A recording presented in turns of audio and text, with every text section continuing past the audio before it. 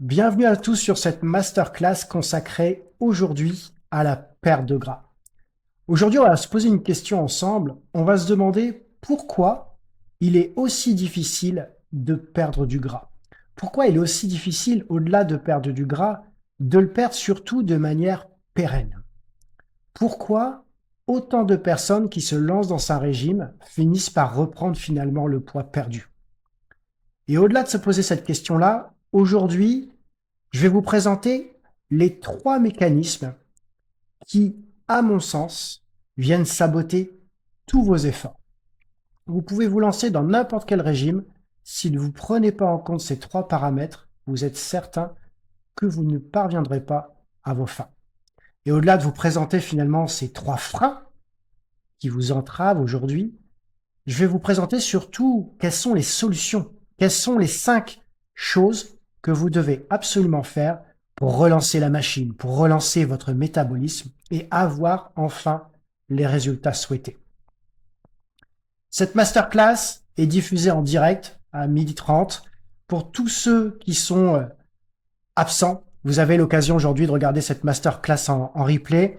Cette masterclass dure environ 1 heure, plus environ 10 minutes de questions. Nous avons à peu près 1h10, 1h15 de masterclass. Donc voilà, j'espère que celle-ci vous apportera des éléments de réponse, que vous saurez finalement quoi faire à partir de demain. En tout cas, moi, je suis hyper content d'être avec vous aujourd'hui et je vous dis bonne séance avec moi. Pour me présenter, pour commencer, donc je m'appelle Sébastien Ramé, je suis diplômé d'un master en informatique que j'ai obtenu il y a quelques années maintenant, parce que ça date de 2005. Pendant une quinzaine d'années, j'ai travaillé sur des postes de direction, plus particulièrement dans le domaine de l'informatique, également dans ce qu'on appelle le BPO, qui est l'externalisation des processus métiers clients. Et tout ça m'a amené jusqu'à l'horizon 2019-2020, où j'ai décidé à ce moment-là de créer ma propre société, à orientation toujours informatique. J'étais dans le logiciel, également dans le lean management, puisque j'ai obtenu à cette époque-là ma black belt en lean management. J'ai eu du flair, puisque c'est pile poil au moment où j'ai décidé de créer ma société que la Covid a débarqué. Donc autant dire que quand j'ai essayé de rencontrer les clients pour essayer de vendre mon offre, ça a été un petit peu compliqué. Plusieurs mois assez compliqués de mon côté. Et finalement, ça a été un mal pour un bien, puisque c'est un moment où je me suis posé et je me suis demandé ce que je souhaitais finalement faire aujourd'hui, quelle orientation je souhaitais donner aujourd'hui à ma vie, parce que j'ai beau m'être épanoui, on va dire, dans l'activité que j'avais précédemment sur ces postes de direction. Pour autant, j'ai pas forcément très très bien terminé les dernières années. J'ai beaucoup connu la surcharge de travail, j'ai beaucoup connu le stress. Tout ça m'a mené à connaître l'inflammation chronique, le stress chronique, la prise de poids. On voit sur cette photo à gauche physiquement le poids que j'avais pu prendre en étant sur des postes de direction. Et je me suis dit que ça pouvait être pas mal à un moment donné de reprioriser ma santé, de reprioriser un petit peu ma vie de famille parce que je voyais pas beaucoup mes enfants à cette époque-là. Et j'ai complètement finalement changé d'univers. J'ai décidé de quitter le domaine de l'informatique, de quitter les postes de direction pour devenir coach. Donc je me suis complètement formé, je me suis transformé moi-même physiquement et j'ai décidé de débuter une nouvelle vie. Je suis aujourd'hui donc coach sportif et nutritionnel, diplômé d'État. Je suis également formateur de coach. J'interviens dans des formations qu'on appelle le BPGEPS et le CQP pour former les nouveaux coachs sportifs. Je forme également les particuliers sur une académie qui s'appelle l'Académie du Mouvement, qui est une plateforme de formation. Et j'interviens également en entreprise sur les sujets du bien-être et de la santé. Je mets en œuvre ce que je dis dans mes performances, puisque je suis également champion de France de musculation. J'ai obtenu 2 titres en 2023 et 2024, et je viens de me qualifier il y a quelques jours pour, euh, hop, je viens de me qualifier il y a quelques jours pour les championnats de France 2026, donc ça fera la quatrième année d'affilée. Et puis, depuis 2020-2021, j'ai formé plusieurs centaines de profils différents sur mon coaching. Beaucoup de dirigeants, beaucoup d'entrepreneurs, beaucoup de cadres, d'indépendants qui ont eu besoin à un moment donné de remettre la santé au cœur de leurs priorités. Donc aujourd'hui, j'ai un parcours qui est atypique puisque j'ai à la fois un parcours d'ancien dirigeant qui fait que quand je m'adresse à une population de dirigeants, bah, c'est un sujet que je connais pour avoir vécu pendant de nombreuses années. Donc je sais de quoi je parle, je connais les challenges de ce type de population, ce qui me permet d'éviter de fournir des programmes qui sont standards, mais de partir tout de suite dans des programmes ultra personnalisés. C'est ça qui est hyper important pour pouvoir avoir des résultats qui sont concrets et qui sont tenables sur le long terme. Voilà pour la brève introduction. Aujourd'hui, on va parler des régimes. Et je vais commencer par donner un chiffre qui est assez éloquent, je trouve, pour le coup, parce que quand on parle des régimes, les études qu'on peut faire sur le sujet, elles reviennent toujours avec le même indicateur, un même indicateur. Son indicateur, il nous dit quoi? Il nous dit que quand on entreprend un régime, et peu importe finalement le régime qu'on souhaite de suivre, qu'on souhaite suivre, hein, que ce soit un régime du camp, que ce soit un régime cétogène, que ce soit un régime paléo, peu importe finalement la modalité, on se rend compte que finalement, 80% des personnes, un an après, finissent par reprendre le poids qu'ils ont réussi à perdre au cours du régime. Et si on se projette un peu plus loin, 85% de ces personnes, voire 95% de ces personnes, finissent par reprendre le poids initial 3 ans après.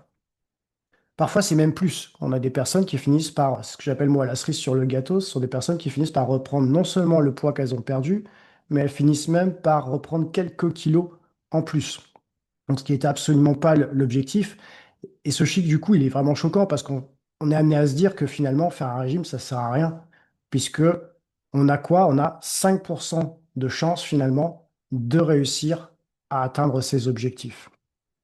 On peut se poser la question de savoir finalement pourquoi. Pourquoi il y a autant d'échecs finalement quand on se lance dans ce type d'objectif. Ben, c'est peut-être déjà lié à notre origine. Parce qu'aujourd'hui, finalement, notre époque moderne fait que on baigne finalement dans l'abondance. On a tout ce qu'on veut à portée de main très facilement. On n'a pas la problématique de nos ancêtres, et quand je parle d'ancêtres, on peut remonter même aux premiers hommes, on n'a pas la problématique de nos ancêtres d'avoir à galérer pour aller trouver de la nourriture. Aujourd'hui, si on a envie de se nourrir, on peut très bien faire une commande sur Uber Eats et se faire livrer à la maison. Il y a des millénaires, pour pouvoir manger, bah, il fallait chasser, il fallait chercher la nourriture qu'on souhaitait manger. Le problème de tout ça, c'est pas forcément qu'on vive à une époque moderne. Le problème, c'est que notre corps, notre ADN n'a pas changé entre l'ancienne époque où il fallait chasser pour se nourrir et l'époque aujourd'hui où on baigne dans l'abondance. Et comme notre ADN n'a pas changé, notre métabolisme, c'est-à-dire le moteur qu'il y a derrière, n'a pas changé non plus. Et qu'est-ce que ça veut dire? Ça veut dire qu'on a un métabolisme aujourd'hui qui fonctionne comme à l'époque, c'est-à-dire un métabolisme qui a tendance à s'adapter à son environnement, un métabolisme qui va ralentir quand on n'a pas assez de nourriture et un métabolisme qui va s'accélérer quand on va avoir la nourriture à disposition. Et ce fonctionnement métabolique, bah, finalement, dans notre société actuelle, il va poser souci. Il va poser souci parce que bah, il va réagir de la même façon, mais avec un environnement différent. Donc aujourd'hui, il y a beaucoup de personnes qui viennent me voir sur des accompagnements quand on a passé les 40 ans, les 50 ans, voire les 60 ans, et on va me dire souvent, bah, aujourd'hui, j'arrive plus à perdre de poids, je pense que c'est lié à l'âge, je pense que c'est lié à mon métabolisme qui aujourd'hui a ralenti. En fait, ce qu'il faut comprendre, c'est que certes, l'âge est un critère de ralentissement du métabolisme, mais en fait, la part réelle de l'âge dans le ralentissement du métabolisme est en fait très très faible. Très très faible. Le métabolisme, concrètement, ralentit parce que c'est une réaction de votre organisme pour vous protéger par rapport à votre environnement actuel. Donc, quand vous ressentez de la fatigue, quand vous prenez du poids de manière inexpliquée, tout ça, c'est un moyen finalement pour votre corps de vous envoyer une sorte d'alarme pour vous dire que vous ne gérez pas les choses correctement par rapport à votre environnement actuel. Donc ça, c'est important, important de le comprendre. Parce que du coup, ça veut dire que derrière, si on agit différemment, eh bien, on peut avoir des résultats différents. Le métabolisme n'est pas une fatalité en soi. Qu'est-ce qui est vraiment important aujourd'hui? Depuis que je travaille sur ces sujets-là, j'ai vraiment identifié à travers tous les accompagnements que j'ai pu faire, 3 leviers, 3 facteurs clés qui réellement impactent vos résultats, qui réellement impactent votre métabolisme. Quels sont ces 3 facteurs? Le premier, ça va être l'inflammation chronique. On va tout détailler dans quelques instants. Le deuxième, ça va être votre sensibilité plus ou moins importante à l'insuline. Et le troisième, qu'on connaît tous dans notre époque actuelle, c'est le stress. C'est l'excès de stress qui nous entoure, c'est la production excessive d'une hormone qui s'appelle le cortisol. Je vais vous détailler un petit peu tout ça. Quand on parle d'inflammation chronique, de quoi on parle exactement? En fait, l'inflammation, ce qu'il faut se dire, c'est quelque chose qui est normal. C'est une réaction normale du corps. Le corps va chercher, par le processus d'inflammation, qu'on appelle l'inflammation aiguë, à se réparer. Quand par exemple, vous faites la cuisine, que vous avez la malchance de vous couper avec un couteau, que vous saignez, en fait, il y a une réaction inflammatoire qui se génère à ce moment-là et qui va vous permettre tout simplement de cicatriser. Donc c'est une réaction normale du corps. Le problème, c'est quand l'inflammation n'est plus aiguë, c'est-à-dire qu'elle ne débute pas pour s'arrêter quelques instants plus tard, mais que l'inflammation devient chronique. Donc elle est chronique quand votre corps la subit H24. Quand l'inflammation est chronique, là, ça pose vraiment souci parce que ça va impacter concrètement le fonctionnement de votre métabolisme. Comment l'inflammation peut devenir chronique? L'inflammation peut devenir chronique à cause de votre alimentation. Aujourd'hui, on a une alimentation qui est ultra transformée, qui est riche en sucre et notamment en sucre raffiné, qui est riche en mauvaise graisse, qui est bourré d'additifs. Tous ces produits-là, encore une fois, si on se réfère à nos ancêtres, tous ces produits-là sont des produits qui sont en fait très récents dans l'évolution humaine. À aucun moment on imagine un homme préhistorique se faire un hamburger chez McDonald's. Ça n'existait pas. Tous ces produits-là sont récents, mais notre ADN n'a pas été modifié pour faire en sorte de mieux gérer, de mieux accepter ces produits ultra transformés. Donc ça veut dire quoi? Ça veut dire que on peut en manger, mais en manger trop régulièrement, en manger de manière excessive, va générer une inflammation chronique. Parce que le corps va finalement se battre contre quelque chose qui lui semble anormal. C'est la première chose. Donc l'alimentation. La deuxième chose qui va générer de l'inflammation chronique, c'est le manque de sommeil. Si le corps n'arrive pas à récupérer la nuit, s'il n'arrive pas à mettre en œuvre des cycles qui lui permettent de réparer vos tissus, de réparer vos cellules, de faire en sorte que votre système hormonal tourne correctement, là encore, ça va générer de l'inflammation chronique. Le stress, le fait finalement que vous soyez toujours en alerte sur le qui-vive, ça aussi, ça génère de l'inflammation chronique. Et on en parle beaucoup depuis quelques années, mais la sédentarité, le fait d'être assis de très nombreuses heures tous les jours derrière le PC pour pouvoir travailler, bah ça aussi, ça génère de l'inflammation chronique. Et la sédentarité, il faut bien se dire que c'est le fait de ne pas bouger. C'est-à-dire que même si vous êtes debout derrière l'ordinateur, parce qu'on vend beaucoup aujourd'hui les bureaux assis debout, c'est toujours mieux de passer de assis à debout, mais ça reste de la sédentarité. La sédentarité, c'est le fait de ne pas bouger. Et même si vous faites du sport un petit peu dans la semaine, si vous faites 2 ou 3 séances de sport dans la semaine, si le reste du temps vous êtes assis derrière l'ordinateur pour travailler, vous êtes quand même sédentaire. Moi, je vais vous appeler dans ce cas-là sportif sédentaire. Mais vous restez sédentaire parce que finalement, les 2 ou 3 heures de sport que vous faites dans la semaine, ce n'est rien au regard du nombre d'heures totales qu'il y a dans la semaine. Donc ça, c'est vraiment quelque chose à comprendre, c'est que la sédentarité aussi va impacter cette problématique d'inflammation chronique. Et le problème dans tout ça, c'est qu'on rentre en fait dans un cercle vicieux.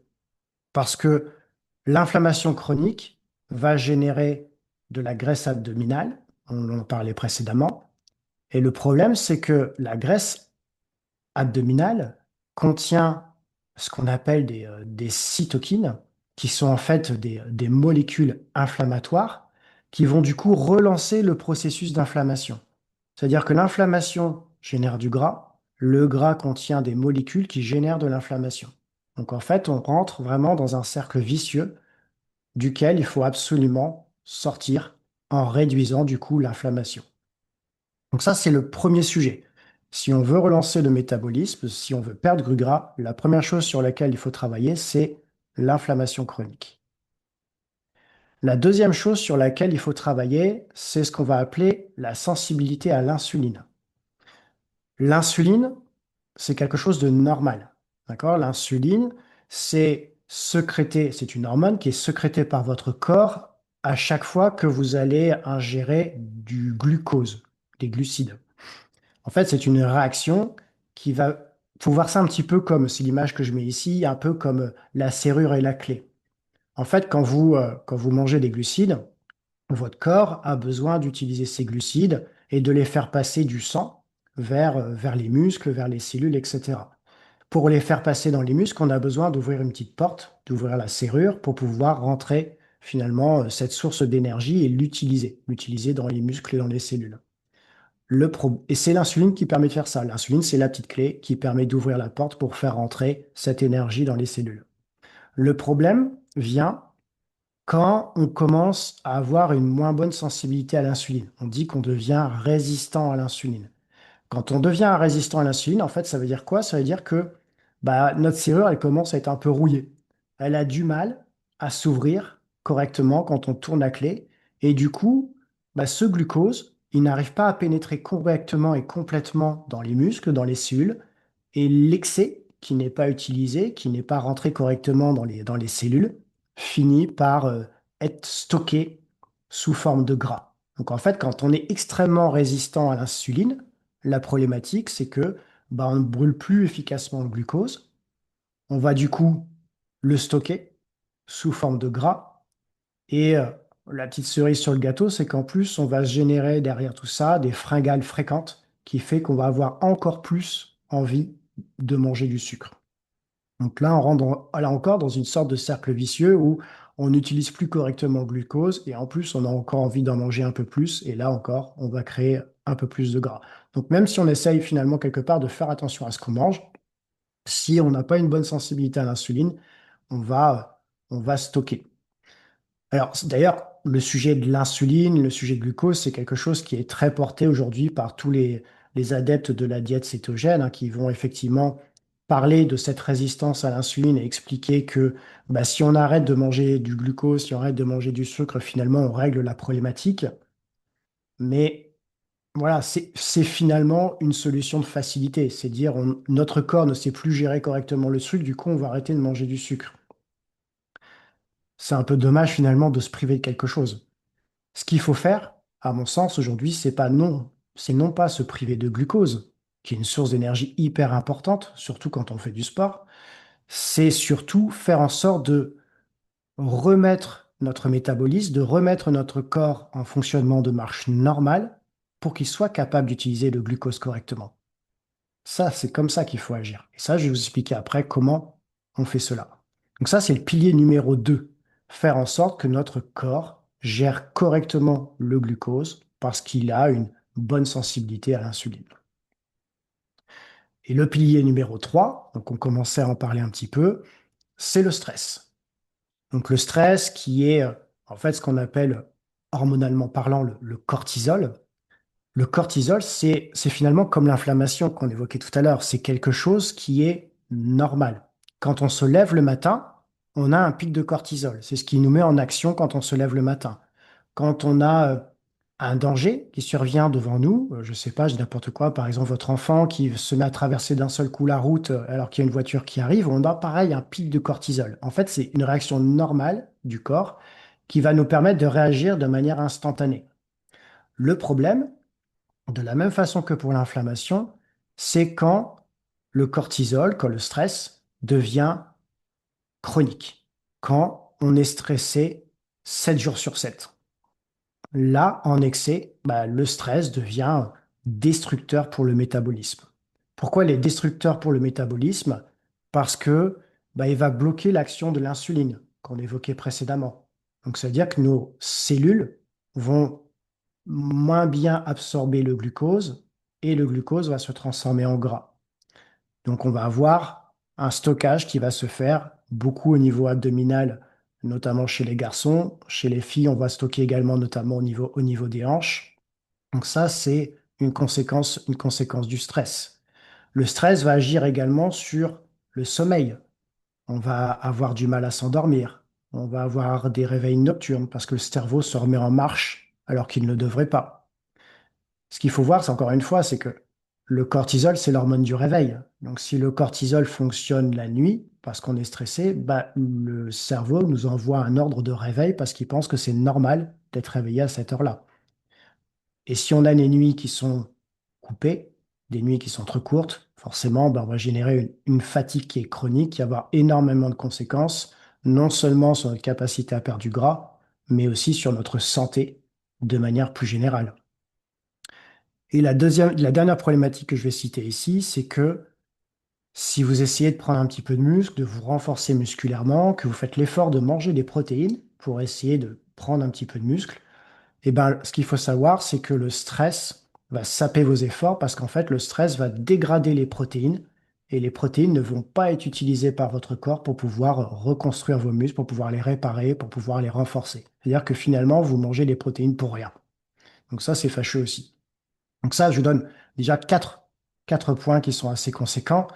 Et là, je parle vraiment simplement des conséquences presque esthétiques, presque physiques, le fait de perdre du gras. Mais ce qu'il faut voir derrière tout ça, c'est les conséquences en termes de santé aussi.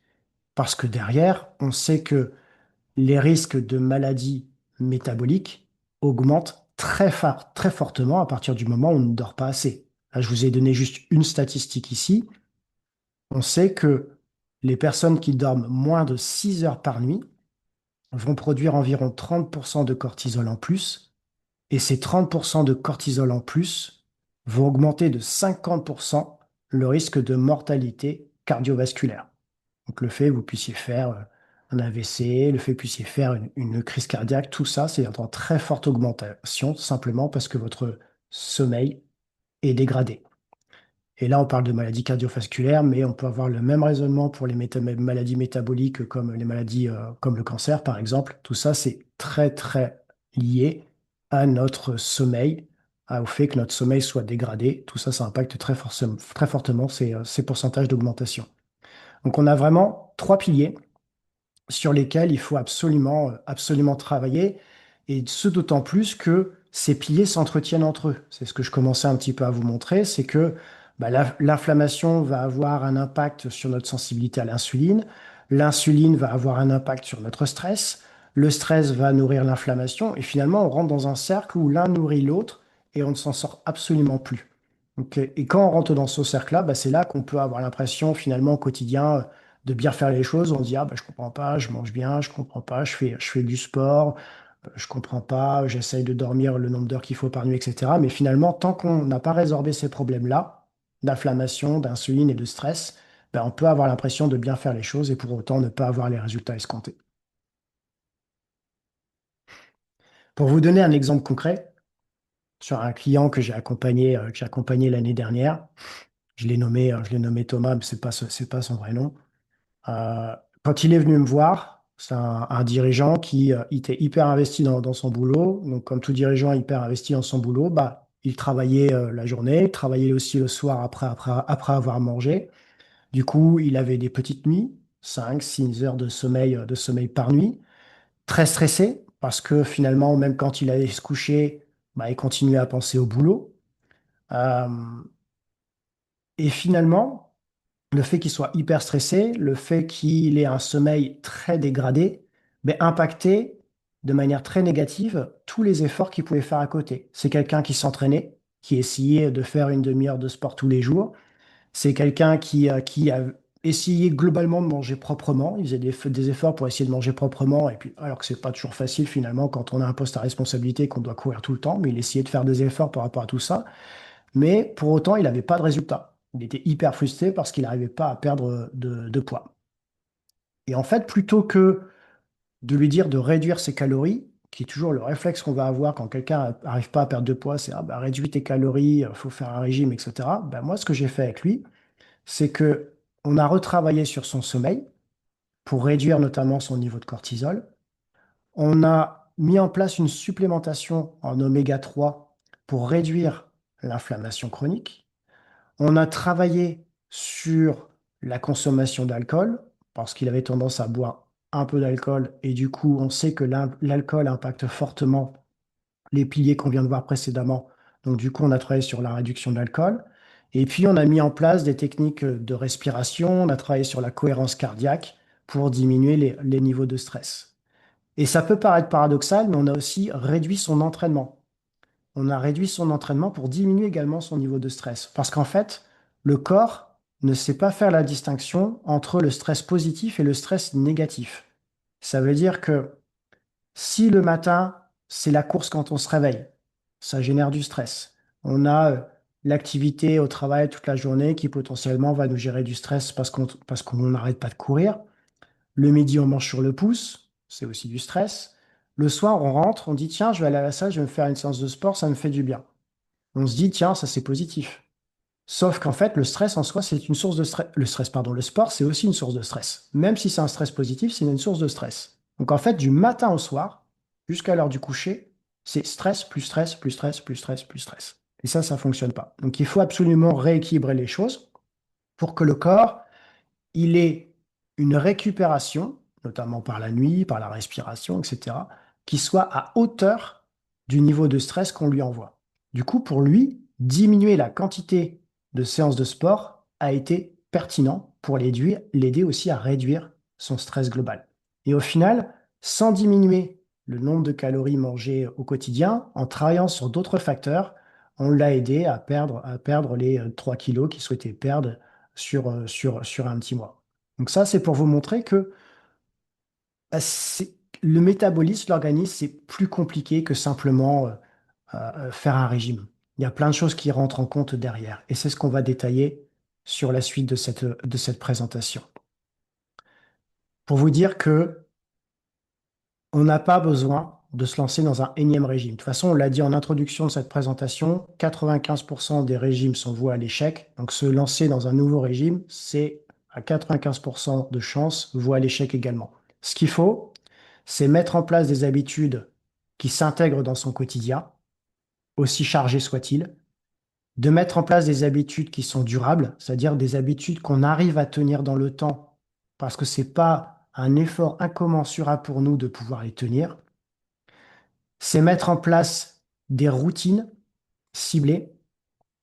La force des routines, c'est que quand on les met en place, ça devient instinctif.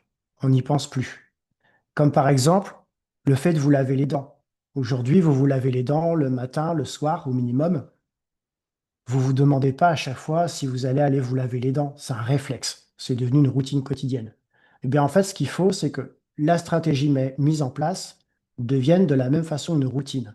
Parce que quand ça devient une routine, c'est plus un effort. Le cerveau n'a plus à lutter à chaque fois pour se dire est-ce que je vais le faire, est-ce que je vais pas le faire, à essayer de se trouver des excuses pour pas le faire. Aujourd'hui, vous essayez de pas vous trouver une excuse pour éviter de vous laver les dents. Vous allez vous laver les dents. Point. Et ben, c'est la même chose là. Il faut mettre en place des actions qui vous plaisent, qui sont durables et qui s'intègrent sous la forme de routine que vous pouvez tenir tous les jours sans que ça devienne une contrainte. Et bien sûr, il faut mettre en place des choses qui sont cohérentes par rapport au fonctionnement du corps humain. C'est pour ça que j'explique derrière quels sont les piliers sur lesquels il faut réellement travailler, parce qu'on peut très bien perdre de l'énergie à mettre en place des choses qui ne servent strictement à rien, alors qu'il y a des choses très pragmatiques qu'on peut mettre en place derrière. Alors, qu'est-ce qu'on va mettre en place derrière? Aujourd'hui, on peut prendre le problème dans tous les sens. On peut se lancer dans des régimes particuliers, on peut se lancer dans du jeûne intermittent, on peut essayer de prendre des compléments alimentaires. On peut partir finalement dans plein de hacks. Ce que je sais moi derrière, c'est qu'il y a toujours des fondamentaux à respecter. Si on respecte ces fondamentaux, tous ces hacks derrière, faut les voir un peu comme la cerise sur le gâteau. Si les fondamentaux sont respectés, peut-être qu'il y a un hack derrière qui vous ajoutera un petit résultat supplémentaire qui pourra être utile. Mais si vous ne respectez pas les fondamentaux, bah dites-vous que les résultats, quoi qu'il arrive, seront forcément décevants par rapport à ce que vous espériez. Donc, quels sont ces fondamentaux? que j'appelle moi ici des non négociables. Il y en a 5. Le premier non négociable, pour moi, c'est ce que j'appelle l'entraînement. Quand je parle d'entraînement, je parle d'entraînement musculaire. Qu'est-ce qu'il faut faire concrètement? Idéalement, il faut essayer d'avoir un entraînement, on va dire 3 fois par semaine. Peu importe où vous souhaitez vous entraîner. Ça peut être chez vous avec juste un tapis. Ça peut être dans une salle de sport. Ça peut être dehors. Peu importe. Vous faites ce que vous aimez faire. Peu importe la durée. Ça peut être 20 minutes. Ça peut être 30 minutes. 45, 1 heure. Peu importe. Là, c'est lié vraiment à votre disponibilité par rapport à votre emploi du temps. Peu importe le matériel à disposition, que vous ayez rien à part votre propre corps ou que vous ayez vraiment une super salle, super équipée pour pouvoir faire cet entraînement-là, ce qui est important, c'est de faire quelque chose que vous aimez et quelque chose que vous arrivez à faire de manière régulière et pérenne. Si vous vous lancez dans un entraînement où vous y mettez trop de temps, trop d'énergie, mais que vous n'arrivez pas à tenir dans la durée, ça n'a aucun intérêt. Si vous lancez à corps perdu dans l'idée de faire 4 ou 5 séances d'1 h 30 par semaine, mais que ça tient 15 jours et qu'au bout de 15 jours, vous explosez en vol, parce que ça ne rentre pas en fait tout simplement dans votre emploi du temps, que c'est beaucoup trop de contraintes, ça n'a aucun intérêt. Mieux vaut faire 20 minutes, 3 fois par semaine, et le tenir ad vitam aeternam, c'est beaucoup plus pertinent. Par contre, derrière, quand on a dit ça, il y a quand même quelques principes à respecter. Donc, un, la régularité. Donc, faire en sorte de s'entraîner toutes les semaines. C'est pas une semaine 5 fois, une semaine 1 fois, etc. C'est on essaye de s'entraîner toutes les semaines et à adapter notre entraînement par rapport à ce qu'on a à disposition. Peut-être qu'une fois ce sera à la maison, une fois ce sera à l'hôtel, une fois ce sera dehors. On s'adapte par rapport à ce qu'on peut faire ou on ne peut pas faire. Et peu importe où on s'entraîne, on va avoir 2 principes à respecter. Le premier, ça va être de s'améliorer semaine après semaine. Ça veut dire quoi? Je prends un exemple complètement bidon. Si sur votre entraînement, vous avez décidé par exemple de mettre un exercice qui est le squat, pour faire des flexions de genoux. Si sur le premier entraînement, vous faites 5 squats, bah, il faudra sur l'entraînement suivant essayer de faire mieux. Donc faire mieux, ça peut être juste faire 6 squats. Ou alors, ça peut être faire 5 squats, mais descendre un peu plus bas sur le squat, mettre plus d'amplitude. L'idée, c'est de faire un peu mieux à chaque fois, séance après séance. Pourquoi faire un peu mieux à chaque fois? Parce qu'en faisant un peu mieux à chaque fois, vous envoyez un signal à votre corps, vous envoyez un signal à vos muscles, qui est de dire, je te demande à chaque fois de faire un peu plus difficile. Donc pour pouvoir y répondre à cette difficulté croissante, eh bien, il va falloir que tu te renforces musculairement. Donc, c'est ça que ça veut dire, c'est ça qui est important parce que du coup, ça veut dire que derrière, vous allez pouvoir, voilà, vous renforcer musculairement. Et quand je dis renforcer musculairement, ça ne veut pas dire devenir un bodybuilder, ça veut dire simplement retrouver un physique qui est tonique avec un peu plus de muscles et un petit peu moins de gras. Donc ça, c'est la première chose. La deuxième chose, c'est qu'il faut travailler aussi avec suffisamment d'intensité. C'est-à-dire que si quand vous vous entraînez, ça relève de la balade de santé, c'est globalement, vous faites votre entraînement, vous terminez l'entraînement, ça a été d'une simplicité infantile, vous auriez pu faire beaucoup plus, c'est que vous n'en faites pas assez. Alors, je ne parle pas de faire un entraînement en stretching, etc., parce que là, effectivement, on est sur des choses qui sont calmes, qui sont posées, mais si on est vraiment sur un entraînement musculaire, il faut mettre un minimum d'intensité. Mettre un minimum d'intensité, c'est se rapprocher un petit peu de l'échec musculaire. Ça veut dire quoi? Ça veut dire que, si je garde toujours mon exemple des squats, si vous faites que 5 squats, alors qu'en fait vous auriez été capable d'en faire 50, bah, ça n'a pas trop d'intérêt.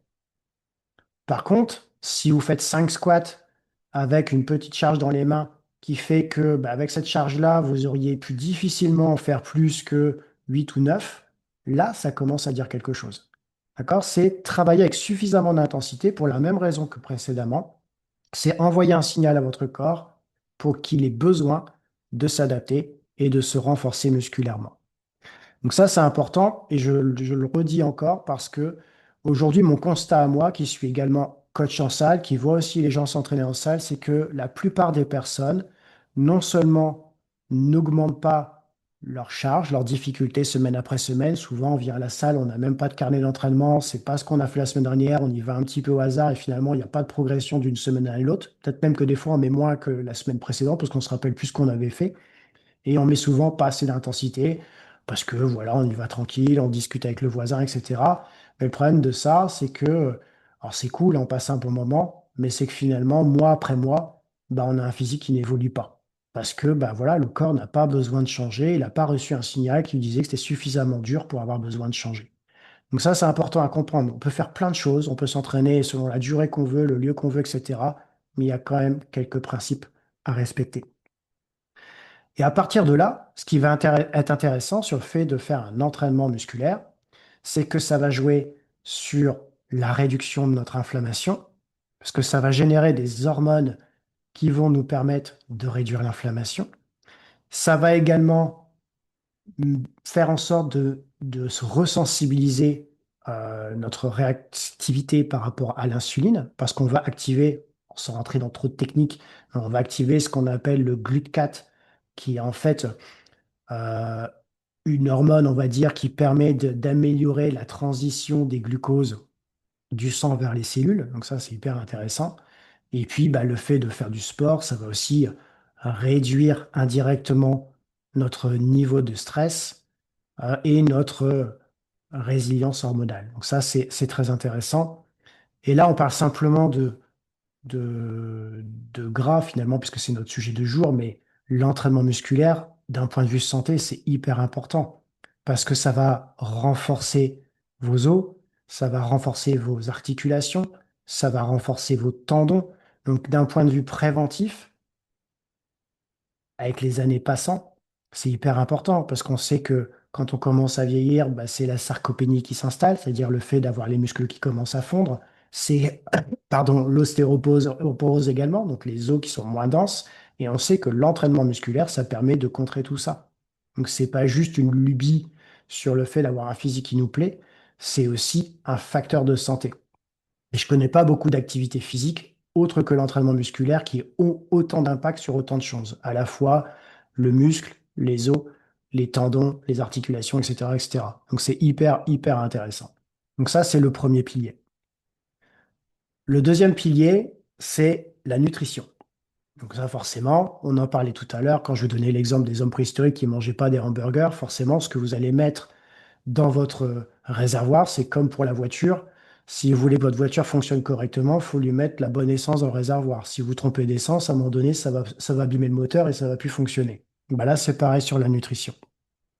Qu'est-ce qu'il faut essayer de faire de manière générale? Il faut essayer d'être sur...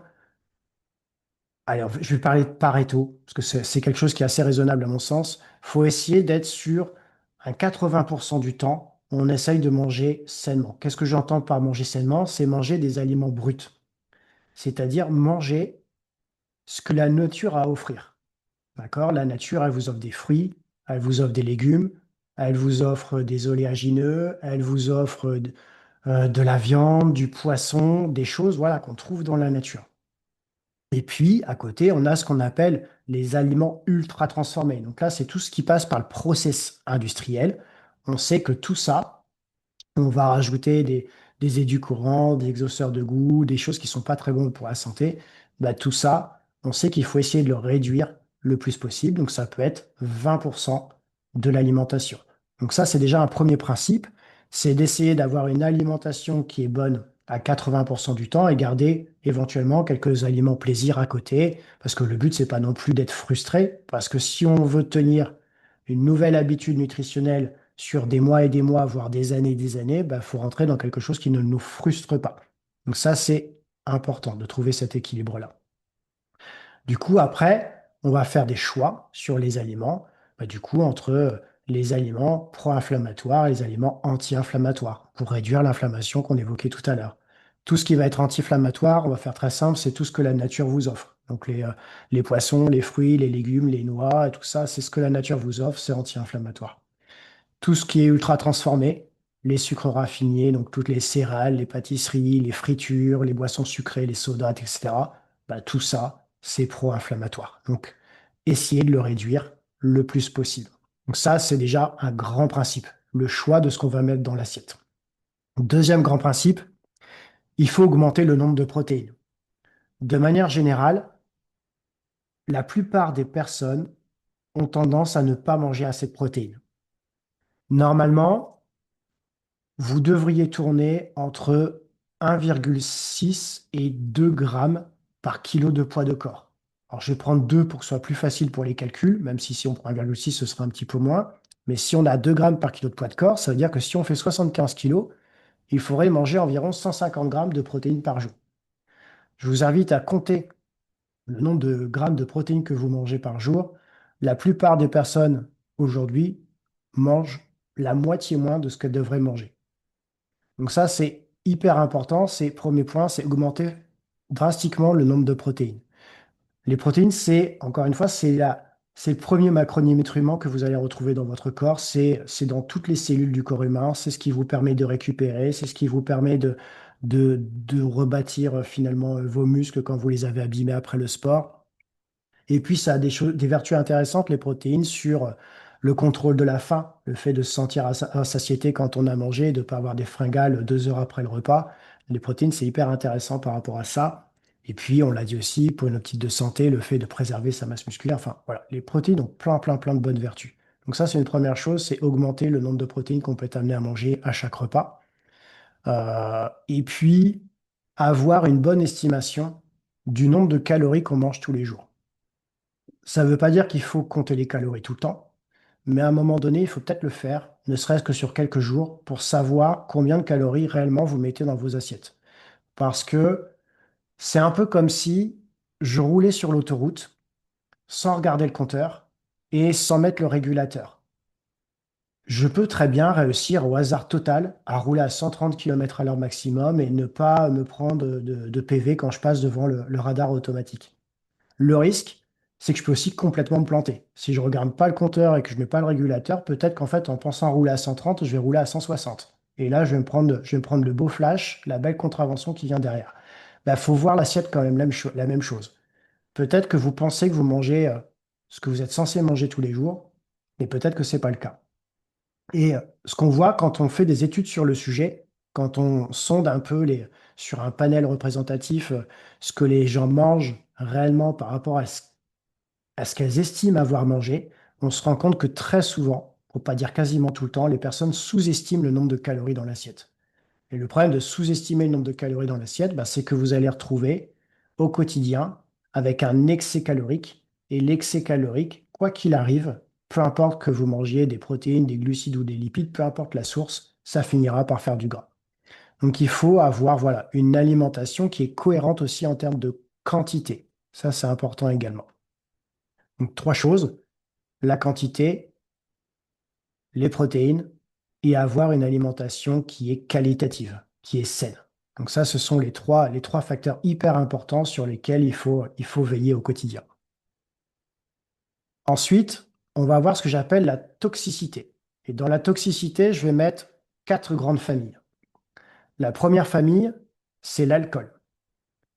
L'alcool, c'est quelque chose qu'on associe beaucoup aux moments sociaux, que ce soit une rencontre avec des amis, que ce soit un moment en famille, etc. On a tendance assez facilement à aller boire un verre de vin, faire un apéritif, etc. C'est un moment qui est agréable. Le problème, ce qu'il faut comprendre, c'est que peu importe le moment agréable qu'on est en train de passer, l'alcool, ça reste un poison pour le corps. Qu'est-ce que j'entends par là? C'est qu'en fait, l'alcool, c'est en fait une toxine que le corps doit éliminer.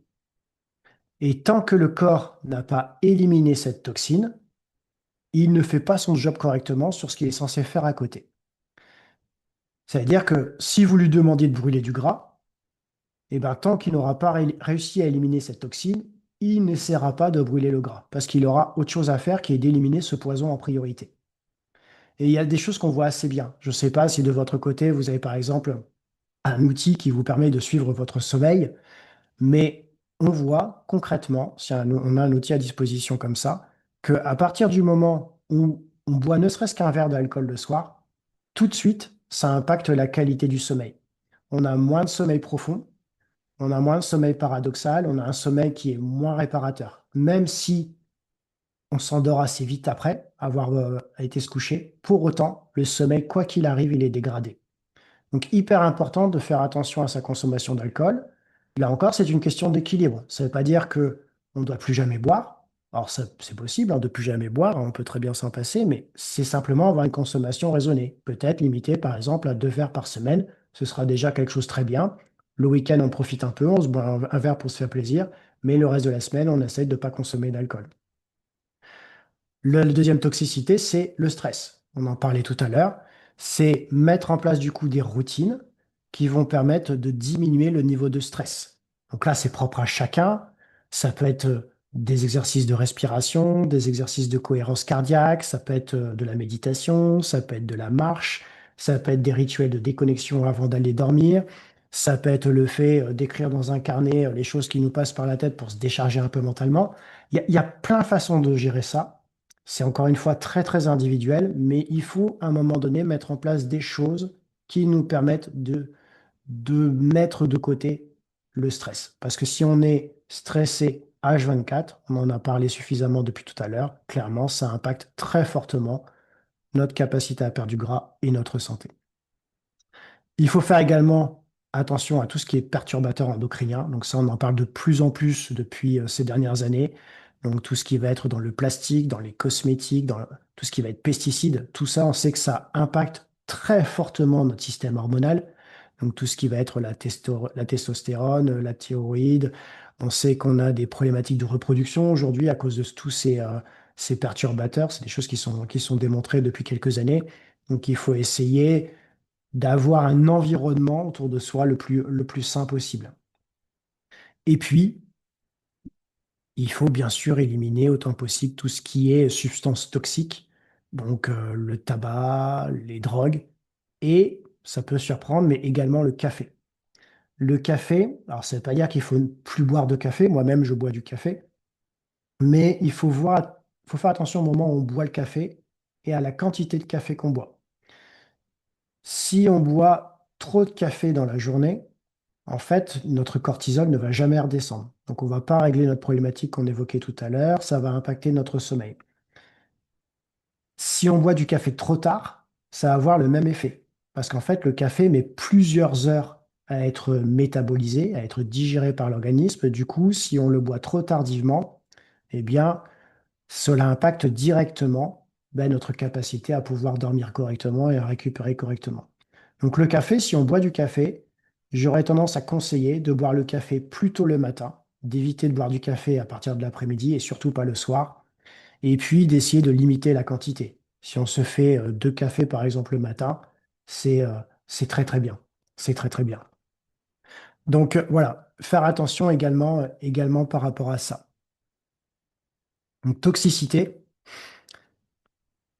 Le quatrième non négociable, pour moi, c'est le mouvement. Pourquoi le mouvement? Parce qu'on l'a dit tout à l'heure, un des fléaux qu'on a aujourd'hui, c'est la sédentarité qui impacte très très fortement notre santé, notre capacité à perdre du gras. Le meilleur moyen aujourd'hui de combattre la sédentarité, c'est de remettre du mouvement, de remettre de la marche dans la journée. Donc la marche, ça va être quoi? Ça peut être soit se choisir un moment dans la journée, on peut aller faire une petite marche. Par exemple, est-ce qu'on peut aller faire une petite marche le midi juste après avoir mangé, ne serait-ce que 10 minutes, 15 minutes? Est-ce qu'on peut aller faire une petite marche le soir en rentrant? Ou alors que notre moment préféré sera plutôt le matin avant de partir au travail? Et puis, si on ne peut pas beaucoup marcher dans la journée, parce qu'on a une journée de dingue qui ne nous permet pas d'avoir ces 15 minutes pour aller marcher, est-ce qu'on ne peut pas essayer de se mettre de la marche dans la journée, mais une marche qui est liée à notre activité. Par exemple, marcher en téléphonant. Plutôt que d'être assis derrière le bureau quand on téléphone, est-ce qu'on ne peut pas, à chaque fois qu'on sait qu'on a un appel à passer, commencer à se lever avec le portable et puis marcher en même temps qu'on téléphone? Est-ce qu'on ne peut pas prendre l'escalier plutôt que l'ascenseur? Est-ce qu'on ne peut pas, si on prend le métro, s'arrêter une station plus tôt pour finir les quelques derniers mètres à pied? Même chose en voiture, se garer un peu plus loin du lieu de travail pour finir les quelques derniers mètres à pied. L'idée, c'est d'essayer de se trouver des excuses pour bouger. On peut même mettre, pourquoi pas, des rappels dans le téléphone. Il y a des choses que j'ai fait comme ça avec des personnes que j'ai accompagnées, où on mettait un rappel dans le téléphone et toutes les heures, on se mettait un petit exercice à faire qui durait souvent moins d'une minute. Mais mettre du mouvement, même une minute toutes les heures, déjà, ça fait un bien fou d'un point de vue mental, mais d'un point de vue santé, on n'imagine même pas. Juste l'effet d'une petite minute de mouvement toutes les heures. Il faut vraiment casser cette sédentarité. Donc après, quand on parle de marche, on parle beaucoup de nombre de pas. On peut, pourquoi pas, si on a un tracker, une montre, etc., suivre le nombre de pas qu'on fait par jour. Clairement, moins de 5000 pas par jour, c'est insuffisant. C'est insuffisant et malheureusement, aujourd'hui, beaucoup trop de personnes marchent moins de 5000 pas par jour. Régulièrement, quand je prends en charge un nouveau coaché, on est plutôt de l'ordre de 2000, 3000 pas par jour, donc il faut travailler sur ça. C'est hyper important parce que même si on fait du sport à côté, encore une fois, les effets négatifs de la sédentarité sont tellement importants que ne pas marcher suffisamment et marcher du coup moins de 5000 pas par jour, ça a trop d'impact négatif. Donc il faut absolument augmenter le nombre de pas. Donc jusqu'à où, jusqu'à combien? Une bonne moyenne, je pense, c'est se fixer un objectif de 7000 pas par jour. Donc tout confondu. Le fait d'aller marcher ou le fait de se déplacer quand on téléphone, quand on prend l'escalier, etc. Tout confondu, c'est environ 7000 pas par jour. Ou si on est un peu challengeant, pourquoi pas 70 000 pas par semaine, ce qui veut dire 10 000 pas par jour, ça c'est super.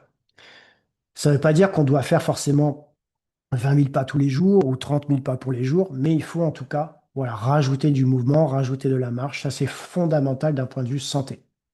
Après, si on souhaite perdre du gras, bah, la marche a aussi une deuxième vertu, c'est que ça nous permet de dépenser des calories, ça nous permet de le faire sans fatigue excessive, parce que la marche n'est pas fatigant, sans impacter notre récupération, parce que la marche n'est pas stressante, à la différence d'une séance de sport. Donc, c'est que du positif.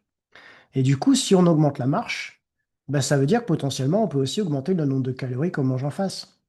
Peut-être qu'une stratégie pour perdre du poids, c'est pas forcément de diminuer le nombre de calories qu'on va manger, mais ça va être plutôt d'augmenter notre activité par le sport ou par la marche.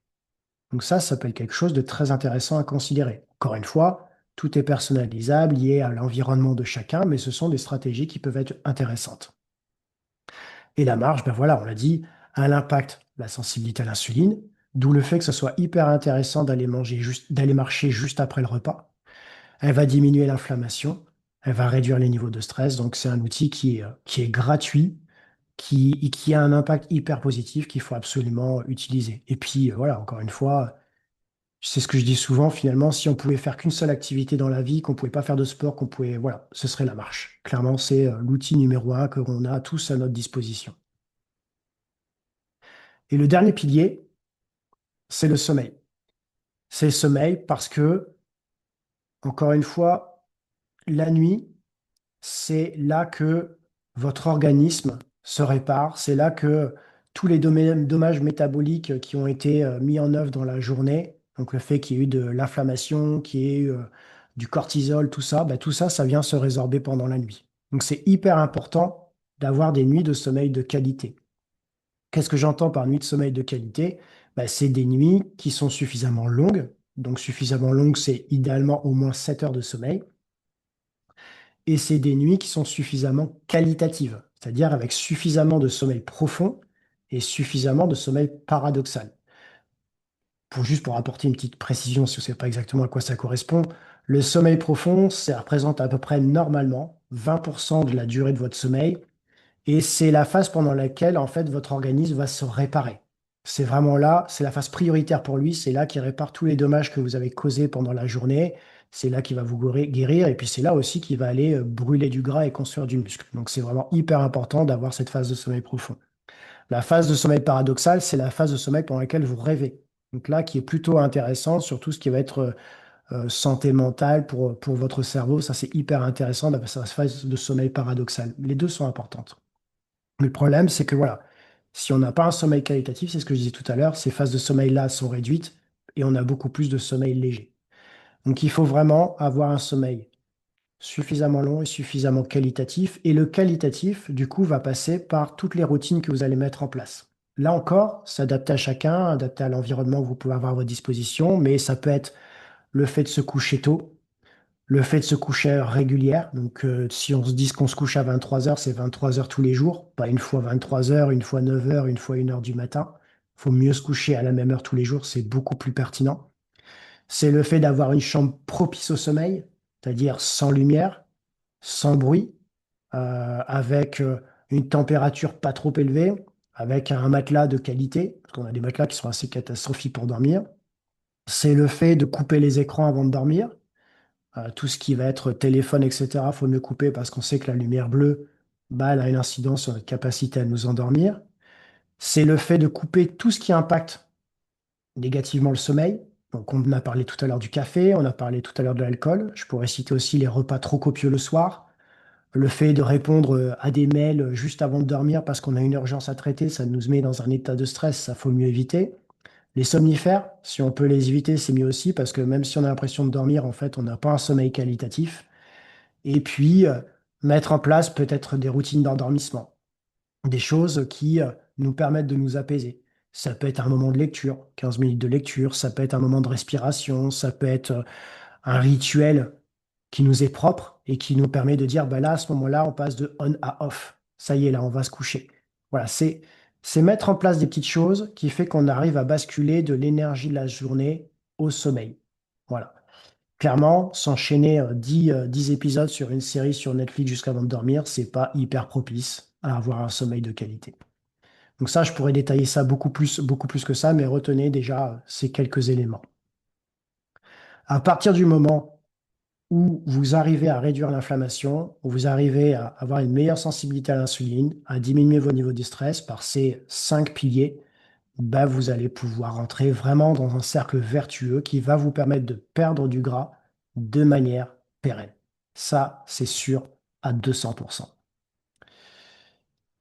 Donc après, en sortant d'ici, ce qu'il faut, c'est essayer de vous projeter en vous disant, sur les 5 piliers que m'a présenté Sébastien, qu'est-ce que je peux essayer, moi, de mettre en œuvre de mon côté? Qu'est-ce que je peux essayer d'améliorer? Ça peut être, par exemple, sur la nutrition, de manger un peu plus de protéines parce que vous n'en mangez pas assez aujourd'hui. Peut-être qu'aujourd'hui, par exemple, le matin, vous n'avez pas du tout de protéines au petit déjeuner, ça pourrait être intéressant d'en mettre. Peut-être que ça peut être de réduire la toxicité. Donc, travailler soit sur la réduction de l'alcool, soit sur la réduction du stress, sur les différents, voilà, familles que j'ai listées tout à l'heure sur la toxicité, sur quoi vous pouvez peut-être mettre en place quelques routines aujourd'hui. Essayez de marcher un peu plus. Quel objectif vous pourriez vous mettre? Aujourd'hui, bah, regardez combien vous marchez aujourd'hui, puis essayez de faire un peu mieux. C'est pas forcément 7 000 pas tout de suite, mais peut-être qu'aujourd'hui, déjà, si vous êtes à 2 500 pas dans la journée, augmenter à 4 000, ce sera déjà pas mal. Et puis quand vous serez à 4 000, peut-être que vous augmenterez encore un peu. C'est se mettre, voilà, un objectif qui vous permet de progresser et qui est tenable. Et on peut faire ça pour tout. Comment vous pouvez mettre en place une routine pour améliorer votre sommeil? Qu'est-ce que vous pouvez mettre en place en termes d'entraînement? Même si c'est que 2 fois 20 minutes dans la semaine. Ok, on va se dire, ça paraît très insuffisant, etc. Mais 2 fois 20 minutes, quoi qu'il arrive, ce sera toujours mieux que zéro. Toujours. Donc mieux vaut faire peu, le tenir dans le temps, et progressivement rajouter des nouvelles choses, des nouvelles routines, progresser dans ce qu'on met en place. C'est comme ça qu'on y arrive. Qu'on y arrive de manière pérenne. Parce qu'encore une fois, le message là-dedans, c'est ça. On ne part pas sur un régime coup de boost qui va durer 2 mois, qui va durer 3 mois, et puis dès qu'on va lâcher l'affaire, finalement, on va revenir dans nos travers. On part sur quelque chose qu'on arrive à tenir dans le temps de manière pérenne. Donc, c'est finalement un engagement moral avec soi-même. Qu'est-ce que je peux faire concrètement que je serai capable de tenir dans le temps? C'est la question qu'il faut vous poser derrière tout ça. Après, au-delà des outils que je vous ai donnés ici à disposition, qui peuvent vous amener déjà à réfléchir, si vous souhaitez aller plus loin, moi j'ai 2 options à vous proposer aujourd'hui. C'est soit un bootcamp. Donc le bootcamp, c'est en fait comment dire? C'est un travail collectif. En fait, l'idée, c'est de réunir un certain nombre de personnes qui, pendant un mois, vont travailler sur le même objectif dans la même communauté qui va être tournée vers ce même objectif. Donc, pendant 30 jours, l'idée, c'est de travailler ensemble à mettre en œuvre tout ce que je viens de vous expliquer. On passe par 3 phases. La première phase, c'est apporter de la clarté en définissant individuellement les objectifs, ce que j'appelle moi le goal setting, c'est dire aujourd'hui concrètement quel est votre véritable objectif, parce que souvent en fait l'objectif, quand on le travaille un petit peu, il n'est pas celui ce qu'on croit au début. Parce que finalement, quand on vient me voir en me disant Seb, je souhaiterais perdre 1 kilo, en fait, souvent, l'objectif, c'est pas de perdre 1 kilo, il y a des choses beaucoup plus importantes derrière. Donc, on travaille ensemble sur un vrai goal setting. On travaille à la mise en place de routines, à la mise en place de KPI pour suivre la mise en place de ces routines sur les différents piliers qu'on vient de voir. Et puis on voit au fur et à mesure les résultats que vous obtenez, comment on ajuste les choses au fur et à mesure. Et tout ça est complètement guidé. L'idée, c'est de vous donner des actions concrètes que vous mettez en œuvre au quotidien, de se féliciter d'avoir réussi à mettre en place ces actions, et puis de se voir progresser, progresser, progresser jour après jour dans un cadre clair, dans une communauté qui sera là aussi pour encourager, pour féliciter, pour répondre aux questions, pourquoi pas, jusqu'à la fin des 30 jours à avoir réussi à définir du coup un objectif clair et puis avoir mis en place les routines. C'est comme si finalement vous disiez, tiens, je veux partir en vacances. Eh bien, on va définir l'objectif, c'est-à-dire l'endroit où vous souhaitez partir en vacances, et on va définir les routines, c'est-à-dire le chemin que vous allez emprunter pour partir en vacances. Et à partir du moment où vous avez l'objectif, le lieu où vous souhaitez aller, et vous avez le chemin que vous allez emprunter, ça va être beaucoup plus facile derrière, à l'issue de ce mois, de continuer votre route seul, sans avoir forcément besoin d'un coach qui sera là pour vous encadrer au quotidien. Donc ça, c'est vraiment un coup de boost qui dure un mois et qui vous permet de rebâtir des fondamentaux solides pour travailler sur l'inflammation, sur le stress et sur la sensibilité à l'insuline qu'on évoquait précédemment. Donc ça, c'est la première possibilité. La deuxième possibilité, si on ne souhaite pas partir sur un bootcamp, c'est ce que j'appelle le coaching VIP. Donc c'est en fait mon accompagnement en one-to-one. Donc là, on n'est plus dans un groupe, on est juste en individuel avec moi. Donc là, je suis avec vous 7 jours sur 7 avec un plan ultra personnalisé, un plan individualisé qui s'intègre parfaitement dans votre quotidien où je vais vous indiquer ce que vous pouvez faire en termes de sport, ce que vous indiquez ce que vous pouvez faire en termes de nutrition, ce que vous pouvez faire en termes de sommeil, etc., en prenant en compte vraiment toutes vos problématiques pour faire de l'ultra personnalisé, vraiment on est dans la dentelle, pour vous permettre tout simplement de mettre en place quelque chose qui marche, que vous arrivez à tenir sans contrainte particulière et qui vous permet d'aller vers les objectifs que vous souhaitez atteindre. Donc on est soit sur quelque chose de collectif qui dure un mois, soit sur quelque chose de plus individuel, de plus long, un temps plus long, où je peux vous accompagner sur du long terme, sur 3, 6 mois, 12 mois. Là, ça dépend vraiment de ce que vous souhaitez, ça dépend vraiment de votre objectif. Est-ce que vous avez besoin vraiment d'un coup de boost avec quelqu'un qui vous redonne les bons fondamentaux pour finalement devenir autonome par la suite? Ou est-ce que vous souhaitez vraiment quelqu'un qui vous accompagne sur le long terme parce que vous avez des objectifs importants et vous savez très bien qu'un mois ne suffira pas pour atteindre ces objectifs, que vous souhaitez passer sur un mois, avoir toujours quelqu'un avec qui travailler? Donc ça, c'est les deux options. Après, si on part sur le bootcamp, il faut savoir que le prochain bootcamp a lieu à partir du 13 avril. Donc ça nous emmènera jusqu'au 6 mai. Le tarif normal d'un bootcamp, c'est 970 euros jusqu'à dimanche soir. Donc ce dimanche soir, je fais cette offre à 590 euros. Cette offre, je ne l'ai pas communiquée du tout pour l'instant sur le réseau. Donc, il n'y a que les personnes qui sont sur cette masterclass et des personnes privilégiées sur ma newsletter qui ont cette information. Pour l'instant, elle n'est pas publique. Donc, si vous souhaitez rejoindre le bootcamp, vous avez ce tarif préférentiel de 590 euros jusqu'à dimanche, avec la possibilité de le payer en 3 fois. Ça peut être intéressant.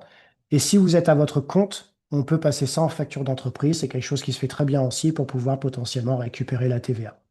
Donc ça, c'est la thématique bootcamp.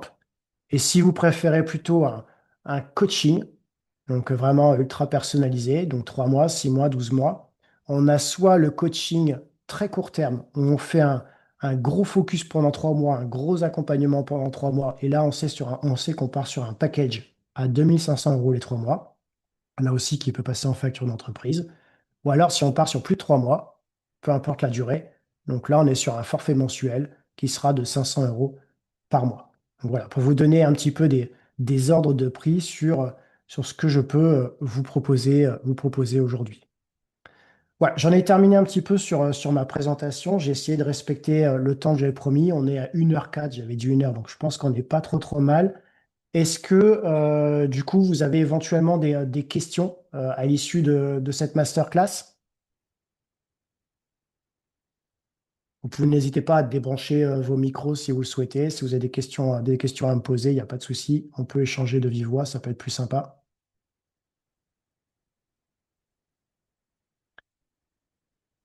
Alors Aurélien, je vois que vous avez débranché le micro, par contre je ne vous entends pas. Je ne sais pas du coup si c'est parce que le son est très faible ou si vous ne parlez pas, mais du coup je ne vous entends absolument pas.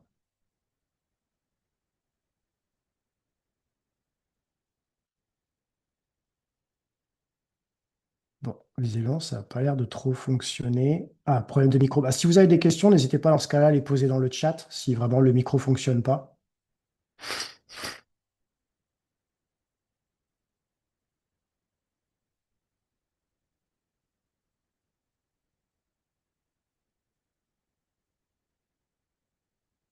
Ouais. Donc la question, j'imagine derrière, c'est de savoir si c'est utile. Ok. Alors, là, je vais différencier les deux. La protéine, on va commencer par ça. Donc la protéine en poudre, pardon, qu'on appelle plutôt la whey, du coup, généralement. Alors, la protéine en poudre, il faut voir ça vraiment comme un complément alimentaire. Donc, qu'est-ce qu'on entend par complément alimentaire? C'est que vous en avez vraiment besoin si vous n'avez pas des apports suffisants par votre alimentation. Le problème de devoir manger, c'est ce que je disais tout à l'heure, entre 1,6 g et 2 grammes de protéines par kilo de poids de corps, bah, c'est qu'il faut quand même manger pas mal de protéines. Mettons que vous fassiez 75 kilos, c'est ce que j'ai dit tout à l'heure, ça fait 150 grammes de protéines dans la journée. Peut-être qu'en mangeant, alors des protéines, vous en avez dans plein de choses. On en a dans les œufs, on en a dans la viande, on en a dans le poisson, on en a même dans les céréales, on en a dans les oléagineux, dans le fromage, dans le lait, enfin on en a dans plein de choses. Mais selon ce que vous mangez, le nombre de fois que vous mangez dans la journée, les quantités que vous mangez, peut-être que vous n'avez pas suffisamment de protéines dans vos apports quotidiens. Mettons que par exemple, il faudrait idéalement que vous soyez à 150 grammes, si je garde mon exemple, et au maximum de votre journée, en mangeant ce que vous pensez pouvoir manger, vous êtes à 120 grammes. Il vous manque 30 grammes. Bah, dans ce cas-là, peut-être qu'avoir des protéines en poudre et prendre 30 grammes de protéines en poudre peut être intéressant parce que ça va compléter vos apports. Ça va ajouter ces 30 grammes qui vous manquent. Mais si en soi, vous avez vos 150 grammes de protéines par l'alimentation, vous n'avez pas besoin de prendre des protéines en poudre à côté. Les protéines en poudre à la salle, c'est pas la potion magique dans Astérix. C'est pas parce qu'on prend des protéines en poudre à la salle que magiquement nos muscles vont se mettre à grossir plus que si on n'en avait pas pris. Il y a eu pendant un moment l'idée que si on prenait des protéines tout de suite, juste après la séance de sport, ça allait aider à récupérer, à faire grossir les muscles plus vite. En fait, on est revenu sur ça, c'est complètement bidon. Clairement, ça a été inventé par les personnes qui souhaitaient nous vendre de la protéine en poudre. C'est absolument pas vrai. Si après la séance, vous avez un repas. Je ne sais pas si vous faites la séance en fin de matinée, que vous mangez après, ou que si vous faites la séance plutôt le soir, que vous mangez après. Si vous avez un repas qui va vous apporter du coup des protéines après la séance, il n'y a vraiment aucun intérêt. Mais vraiment aucun intérêt. Après, par contre, si vous faites votre séance de sport, alors je ne le conseille pas, mais si vous faites votre séance de sport très tard le soir, après avoir fait votre dernier repas, bah peut-être que là, du coup, ça peut être intéressant parce qu'il y aura plus de repas derrière, du coup, plus de protéines apportées par l'alimentation et du coup, avoir un apport en protéines peut être intéressant pour la reconstruction musculaire. Mais là, on est vraiment dans un cas où il y aurait plus de repas. D'accord? Si c'est apporté par l'alimentation, ça n'a pas d'intérêt, clairement. Moi, aujourd'hui, des protéines en poudre, je n'en prends pas tout le temps. Je vais en prendre si, selon la période où je suis, j'ai besoin de manger un nombre de protéines que je n'arrive pas à atteindre par mon alimentation, peut-être que je vais en prendre. Mais si ce n'est pas le cas, j'en prendrai pas. Et en ce moment, par exemple, j'en ai pas besoin, du coup, je n'en prends pas. Et ça n'a aucune conséquence sur les objectifs que je me mets derrière en développement physique. Donc voilà, c'est pas une nécessité. C'est clair que dans les salles, il y a tout le monde qui va aller prendre son shaker de protéines, etc. Mais ça relève plus de la croyance psychologique que du vrai intérêt. Encore une fois, si on a les apports suffisants dans l'alimentation. Quant à la créatine, alors la créatine, C'est aujourd'hui, je dirais, le complément alimentaire qui a été le plus étudié au monde. On a énormément aujourd'hui d'études qui sont faites sur la créatine et qui montrent que la créatine a vraiment beaucoup d'intérêt dans à la fois notre entraînement, notre capacité à générer de la force et du coup à soulever des charges plus lourdes quand on fait notre entraînement musculaire. Ça a un intérêt dans notre capacité de récupération. La créatine, ça a également un intérêt sur euh, la recharge, ce qu'on appelle la recharge en adénosine triphosphate, qui est en fait l'énergie, la pièce, faut voir ça comme la pièce qui donne de l'énergie pour pouvoir faire le sport, l'activité physique. Donc ça remet des pièces, entre guillemets, donc ça c'est hyper intéressant. Et puis on a vu récemment sur des études plus récentes que la créatine avait également pas mal d'intérêt pour la santé mentale, pour le cerveau, pour la clarté mentale. Donc c'est vraiment quelque chose qui est très intéressant. La créatine, on en a une très très mauvaise image. Moi, je me rappelle quand j'étais gamin, on avait Zinedine Zidane à la Juventus qui prenait de la créatine dans la presse, ça avait fait scandale. On disait oh là là, ça y est, il se dope, etc. On avait vraiment une très très mauvaise image de la créatine, mais en fait, la créatine, c'est pas un souci en termes de santé. Alors, encore une fois, c'est pas un souci, sauf si on commence à prendre des doses qui veulent rien dire et qui sont loin des recommandations. Mais sinon, c'est absolument pas une problématique de santé. Et je ne l'ai pas dit pour les protéines, mais les protéines non plus. Parce que souvent, on a tendance à entendre que manger des protéines, c'est mauvais pour les reins. En fait, c'est absolument faux. En fait, ce qui est vrai, c'est que les personnes qui ont une insuffisance rénale, donc qui ont déjà une maladie, ne doivent pas manger de protéines, ou pas trop de protéines en tout cas. Mais ça ne veut pas dire que dans l'autre sens, c'est aussi vrai. En fait, il n'y a aucune étude aujourd'hui qui montre que manger beaucoup de protéines, et quand je parle manger beaucoup de protéines, c'est même beaucoup plus que ce que je conseille moi, c'est de l'ordre de 4 grammes de protéines par jour. Même à 4 grammes de protéines par kilo de poids de corps par jour, il n'y a pas d'atteinte au niveau des reins. Donc, il n'y a aucune étude qui le montre. Donc, par contre, ce qui est vrai, encore une fois, c'est dans l'autre sens, c'est quand malheureusement on a des problématiques au niveau des reins, il faut faire attention à la quantité de protéines qu'on va manger. Donc, voilà pour répondre à ça. Alors, pour la créatine, on conseille de prendre on va dire, entre 5 grammes et 10 grammes par jour. D'accord? J'aurais tendance, moi, à recommander de commencer par 5 grammes par jour, de voir comment vous réagissez, parce que si vous n'en avez jamais pris, ça reste toujours intéressant de voir comment on réagit. À la fois voir si, en termes de digestion, parce que quand on prend un nouvel aliment, on n'est jamais sûr de savoir comment on va digérer, donc c'est toujours intéressant. Et puis voir si derrière vous en sentez des bénéfices.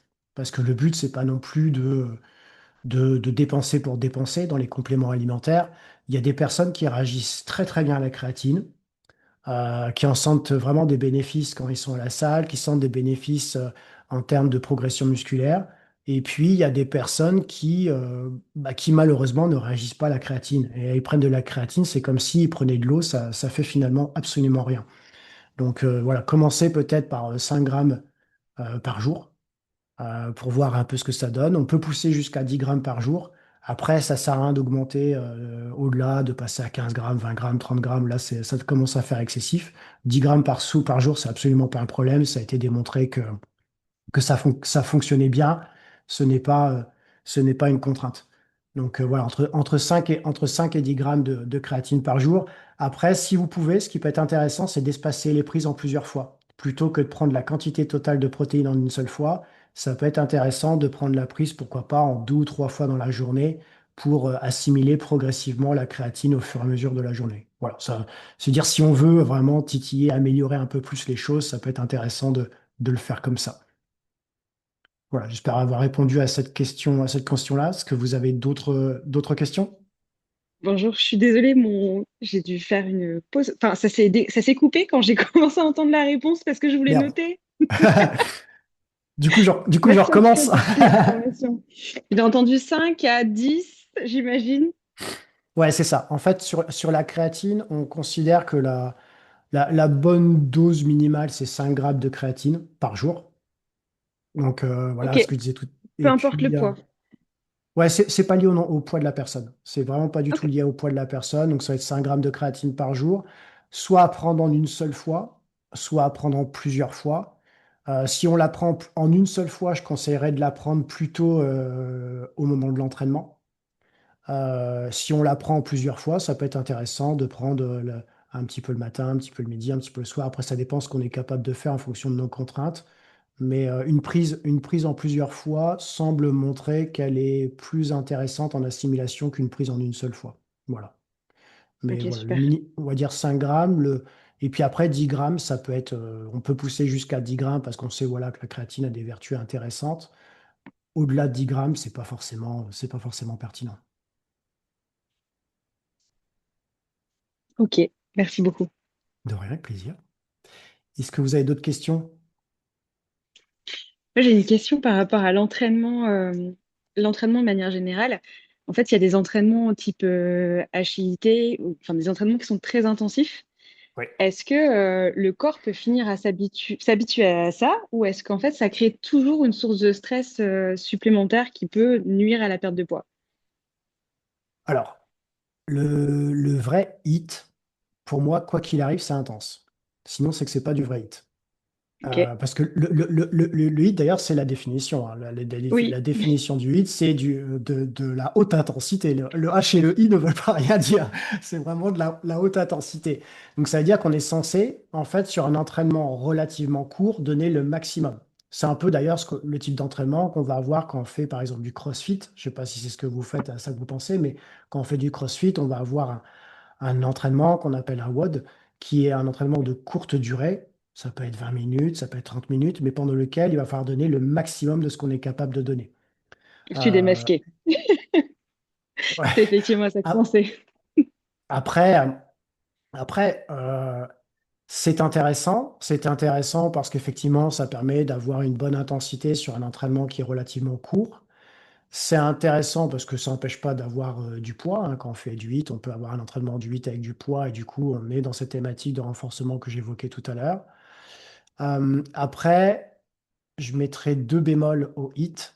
C'est un, effectivement, c'est très générateur de stress. C'est un entraînement qui est très stressant. C'est plus stressant que une séance de musculation classique. Donc, si on a tendance à être déjà très, très, très, très, très, très stressé, c'est rajouter du stress au stress. Donc, je mettrais juste un petit bémol par rapport à ça. Et ça peut être traumatisant également pour le corps selon ce qu'on fait. Si les exercices ne sont pas correctement faits avec le bon mouvement, si on va trop fort, trop vite par rapport à nos capacités actuelles, parce que des fois, le problème des hits, c'est qu'on veut commencer à se lancer dans un entraînement qu'on a trouvé à droite ou à gauche ou que nous donne un coach, mais qui est en fait un entraînement qui n'est pas forcément adapté à nos capacités actuelles. C'est pas assez progressif. Et du coup, le risque, c'est de vouloir faire comme les autres ou de vouloir faire le meilleur chrono possible et du coup, à faire des mouvements un peu dégueulasses, on va dire, pour essayer de faire le meilleur chrono possible. Et du coup, on risque de se faire mal. Donc, c'est pas que c'est mauvais, c'est pas que c'est à bannir, mais voilà, faut choisir en connaissance de cause et si c'est vraiment pertinent pour soi par rapport à son cadre actuel. Et après, ça n'empêche pas de mêler les deux. On peut très bien avoir un entraînement musculaire plus posé, on va dire, et puis pourquoi pas une petite séance de HIIT dans la semaine pour avoir quelque chose qui fait monter un peu en intensité, qui fait travailler un peu plus le cardio, parce que c'est vrai que la musculation classique ne fait pas trop monter le cardio. Ça peut être intéressant d'avoir les deux. Ça apporte un complément, et du coup, inversement, comme ça fait pas trop de sessions ultra intensives de la semaine, en termes de récupération, on est capable d'absorber la charge beaucoup plus facilement. Ok, super. Est-ce que vous avez Merci d'autres beaucoup. questions? Avec plaisir.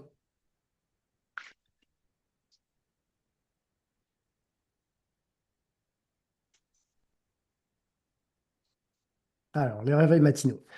En fait, alors les réveils matinaux, ça dépend à cause de quoi c'est dû. Si ça peut être lié au stress, parce que on sait que l'hormone du stress, donc le cortisol que j'évoquais tout à l'heure, commence à monter à partir de 4 heures du matin à peu près. En fait, c'est lié à l'environnement, hein. Normalement, l'été, à 4 heures du matin, le soleil commence à se lever. Et du coup, bah, c'est là que le cortisol commence aussi à monter. Donc, le problème du cortisol, c'est qu'il est censé monter progressivement pour finir par nous réveiller, non pas à 4 heures du matin quand il commence à monter, mais plutôt vers, allez, on va dire 7 heures du matin quand il atteint un certain niveau. Le problème, c'est que si on est ultra stressé tout le temps, En fait, le cortisol, comme il n'est pas vraiment redescendu tout en bas, qu'il est resté un petit peu plus élevé, bah, en fait, quand il commence à remonter, bah, tout de suite, notre niveau de cortisol est déjà haut et du coup, on se réveille. Donc, si ce réveil il est vraiment lié au cortisol, au stress, le meilleur moyen de lutter contre ces réveils matinaux, ça va être de travailler sur la gestion du stress, notamment par le biais de routines, comme je l'évoquais tout à l'heure, qui peuvent réduire le stress. Après, il y a un truc qui peut être intéressant également quand on se réveille la nuit, je dirais même peu importe l'heure. Des fois, c'est d'essayer non pas de rester dans son lit à ruminer puis à essayer de se rendormir, mais c'est plutôt de se lever, d'aller, dans une autre pièce, par exemple, le salon pour se poser un peu, pourquoi pas même avec un livre et puis de laisser finalement le sommeil revenir et quand on sent que le sommeil revient, d'aller se coucher.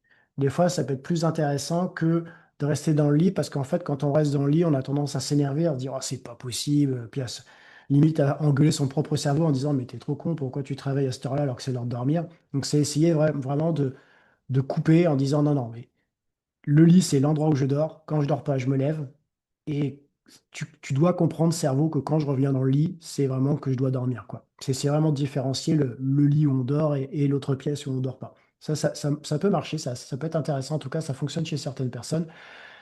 Après, voilà, c'est difficile de répondre de manière certaine parce que je ne sais pas dans votre cas à vous, ce qui génère ce réveil matinal, ça peut être lié à plein de choses. Ça peut être lié au stress, ça peut être lié à l'alimentation, ça peut être lié à l'hydratation, aux hormones, ça peut être lié à plein de choses. Donc oui, le stress, c'est souvent le cas. C'est souvent le cas, donc travailler sur des routines, mettre en place des routines d'endormissement, des routines qui vont permettre de mieux dormir, des routines qui vont apaiser. Ça, c'est hyper intéressant et c'est hyper important pour éviter justement de se réveiller, quand le niveau de cortisol, il commence à remonter le matin. Donc ça, voilà, c'est encore une fois, c'est des conseils très généraux parce que, on n'est pas dans de la personnalisation ici, je vous connais pas, et c'est une masterclass, mais vous pouvez déjà, voilà, réfléchir à ça. Puis encore une fois, si vous souhaitez qu'on creuse ensemble, il y a pas de souci, ce sera avec plaisir, mais voilà, il faut, à mon sens, commencer à réfléchir à ces solutions-là pour apaiser le niveau des stress et éviter de se réveiller effectivement de manière trop anticipée le matin. Est-ce que vous avez d'autres questions?